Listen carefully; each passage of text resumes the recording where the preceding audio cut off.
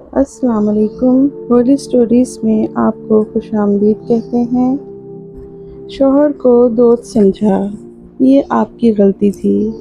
एक बात जहन में रखिए, आपकी ज़िंदगी टीवी सीरियल, फिल्मों या डाइजेस्ट की कोई रोमानवी कहानी नहीं है।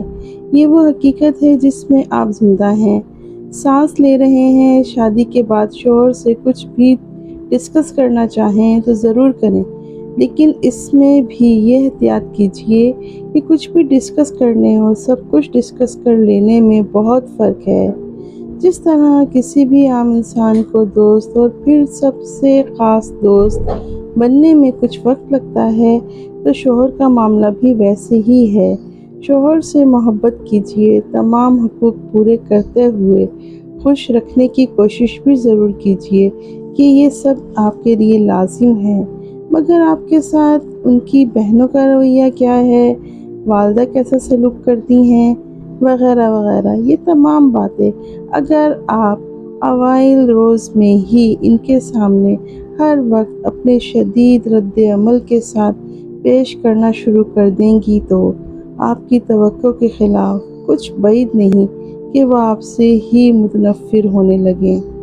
ख्याल रहे कि मर्द अपने वालिदैन और बहन भाइयों के ख़िलाफ़ कुछ सुनना पसंद नहीं करता, और ख़ास तौर पर बिल्कुल शुरू में, जब अभी खुद आपकी अंडरस्टैंडिंग ना हुई हो। ऐसे में शादी के बाद ख़ुसूसन शुरू के कुछ अरसे की खामोशी लड़कियों को बहुत सारी मुश्किलात से बचा लेती हैं। और फिर ये गलती भी कभी ना करें कि शौहर पर अंधा एतमाद करते हुए इन्हें अपने मैके वालों की तमाम अच्छी बुरी बातें बताने लगें। ऐसे करने से आप खुद अपनी ही इज़्ज़त घटाने का सबब बनती हैं।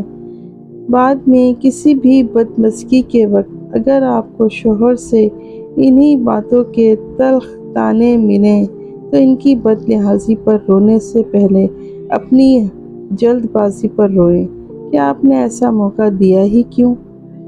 याद रखिए, शादी के बाद अमूमन वही लड़कियां सुखी रहती हैं जो ससुराल की बातें ससुराल और मैके के मामलात मैके तक महदूद रखने की आदी हों।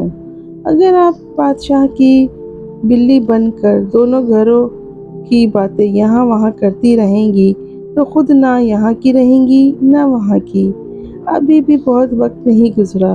अगर घर में सुकून चाहती हैं और ज़िंदगी बदलना चाहती हैं, तो पहले ख़ुद को थोड़ा सा बदलें। ये सोचकर ही सही कि आपकी ज़िंदगी के साथ आप कई ऐसी ज़िंदगियां जुड़ी हुई हैं जो आपकी जज्बात की वजह से मुश्किल दौर से गुज़र रही हैं।